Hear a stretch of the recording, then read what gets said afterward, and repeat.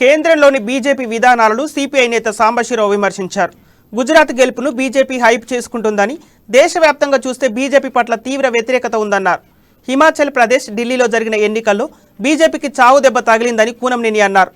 దానిని బట్టి బీజేపీకి వ్యతిరేకంగా అన్ని ప్రతిపక్ష పార్టీలు కలిస్తే బీజేపీని నిలువరించడం సులువైన పని అని సాంబశివరావు స్పష్టం చేశారు.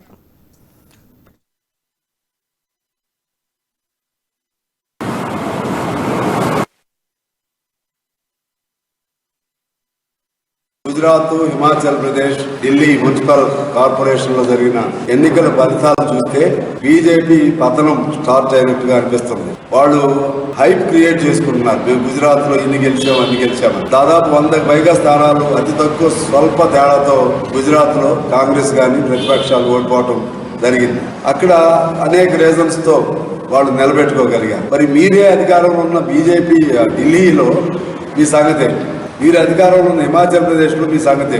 ఉప ఎన్నికలు జరిగినటువంటి దాదాపు 8 ఇంట్లో 6-7 స్థానాలు కోల్పోయారు కదా, అక్కడ మీ సంగతే. అందువలన బీజేపీ అనుసరించేటువంటి గుజరాత్, హిమాచల్ ప్రదేశ్, ఢిల్లీ మున్సిపల్ కార్పొరేషన్ లో జరిగిన